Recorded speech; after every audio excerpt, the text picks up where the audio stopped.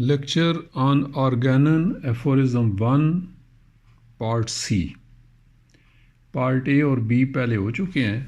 ابھی ہم ایفورزم 1 کی شرح پر ہی ہیں، تو اس کا پارٹ سی پر ہم آتے ہیں.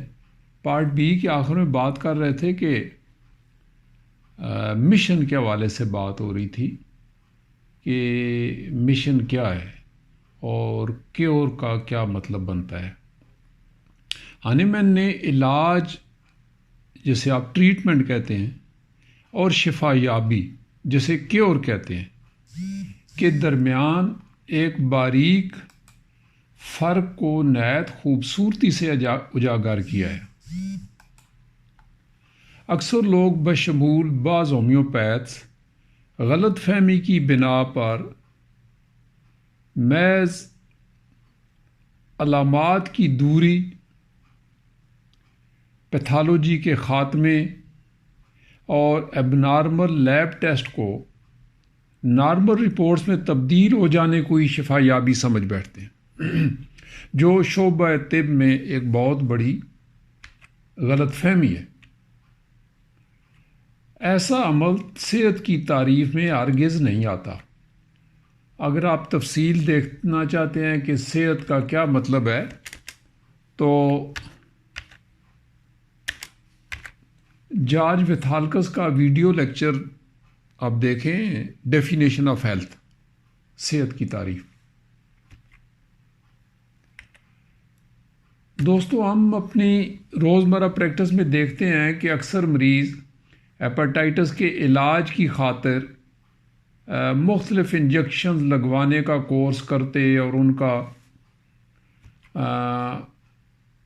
پی سی آر جو ہے وہ نان ری ایکٹیو ہو جاتا ہے. یوں انہیں بظاہر ہیپاٹائٹس سے نجات مل جاتی ہے، پیتھالوجی جو ہے وہ نارمل رینج میں آ جاتی ہے لیب رپورٹس کے مطابق. لیکن ہوتا کیا ہے، بعد میں ان کے معیار زندگی کا گراف اتنا گر جاتا ہے کہ وہ آئے دن کس قدر گوناگون مسائل کا شکار ہو جاتے ہیں یہ ان کو ہی پتہ ہے. ہمیں علاج، شفا یابی، وقتی افاقہ اور مرض کے دب جانے کو صاف صاف سمجھنا ہوگا. ابھی کل ہی میرے پاس ادھر واہ سے لوکل ایک بچے کو لائے، 11 سال اس کی عمر ہے، اور اسے کوئی آج سے 4 سال پہلے اس کا جو ہے وہ بلڈ کینسر ڈائگنوزڈ ہوا.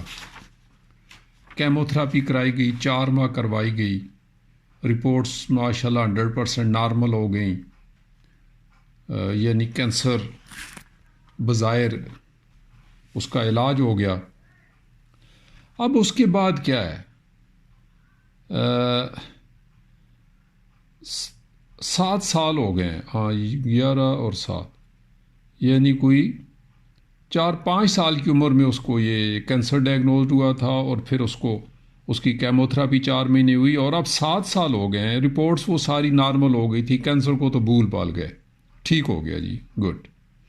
اب وہ کہتے ہیں جی بچے کے ساتھ کچھ پرابلم آ رہے ہیں، اس کی گروتھ نہیں ہو رہی، پڑھائی میں بالکل زیرو ہے، دانت اس کے وہ گل سڑ رہے ہیں، ٹھیک ہے، لفظوں کی پہچان نہیں کر پاتا، پہلے تو پینسل نہیں پکڑ سکتا تھا، اب اس کو پینسل پکڑنا سکھوائی ہے، اورل تو کچھ سمجھ لیتا ہے، لکھائی بالکل نہیں کر سکتا، اور ابھی تک 3ری کلاس میں ہے، 11 سال کا بچہ.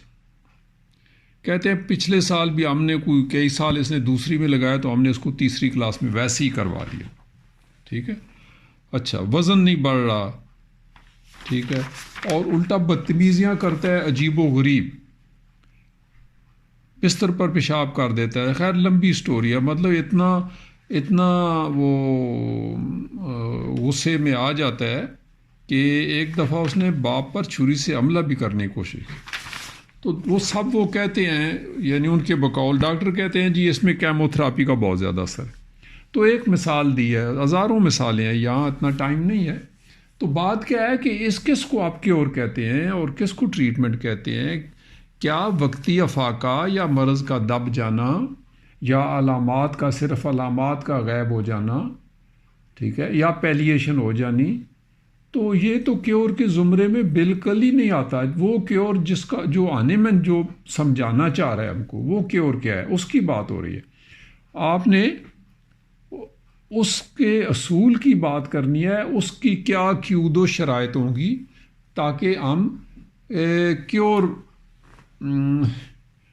تاکہ ہم کیور کی تعریف پر پورا اتر سکیں، ہمارا علاج کیور کی تعریف پر پورا اتر سکے. تو شفا یابی کا اصول صرف اسی صورت ممکن ہوگا جب علاج کے بعد مریض کی زندگی اور صحت کا معیار پہلے سے بہتر ہو جائے اور مریض غیر محسوس طریقے سے صحت یابی کے مراحل طے کرتا جائے.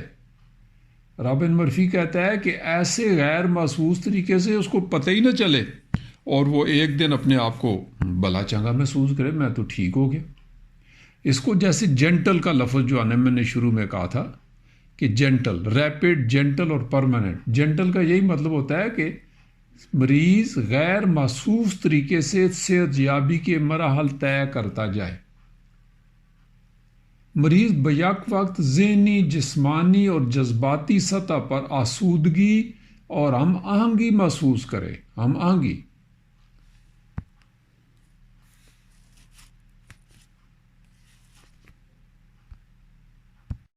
آہنگی جسے انگریزی میں ہارمونی کہتے ہیں.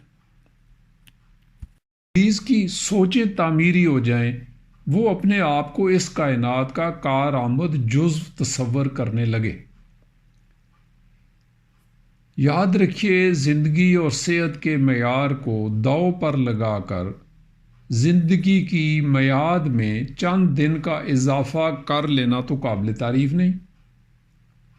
اس طرح جیے بھی تو کیا جیے، وہ گانا ہے نا، جیتا ہوں اس طرح کے غم زندگی نہیں. تو ایسے یہ جینا بھی کیا جینا ہے، ٹھیک ہے نا. تو یہ وہ بات ہو رہی تھی کیور کی کہ کیور کا مطلب آنے مین کے نزدیک کیا ہے.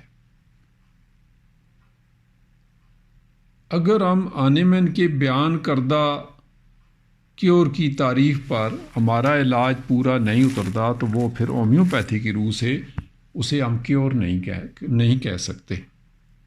آنے مین نے پیراگراف میں لفظ مشن سے پہلے بھی ایک لفظ یوز کیا ہے، آئی اینڈ اونلی کے الفاظ تحریر کیے ہیں، جس کو ہم کہہ سکتے ہیں صرف اور صرف. یہ الفاظ بھی اپنا خاص مقامی و معنی رکھتے ہیں. ہم اس پر بھی بات کر لیتے ہیں، آئی اینڈ اونلی کا کیا مطلب. اگر آپ لوگوں سے پوچھیں کہ ان کی زندگی کا مشن کیا ہے تو آپ کو نا بڑے دلچسپ اور مختلف جوابات ملیں گے. مثلا کوئی عام طور پر بچے کیا کہتے ہیں، میں زندگی میں ڈاکٹر بننا چاہتا ہوں، میں انجینئر بننا چاہتا ہوں، میں بڑا آدمی بننا چاہتا ہوں، ٹھیک ہے، میں بہت امیر کبیر بننا چاہتا ہوں. یا کوئی سیاست کا شوقین ہے تو وہ کہے گا جی میں سیاسی لیڈر بننا چاہتا ہوں، میں عالم فاضل بننا چاہتا ہوں، میں پرائم منسٹر بننا چاہتا ہوں، اعلیٰ حضل قیاس وغیرہ وغیرہ. تو یہ آپ کو مختلف جوابات ملیں گے جب آپ لوگوں سے یا بچوں سے ان کے انٹرویو لیں گے تو.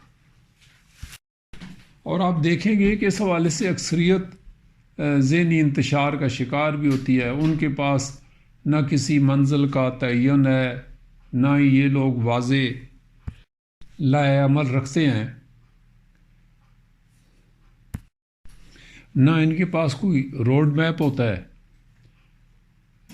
اور نہ ہی کوئی پلان.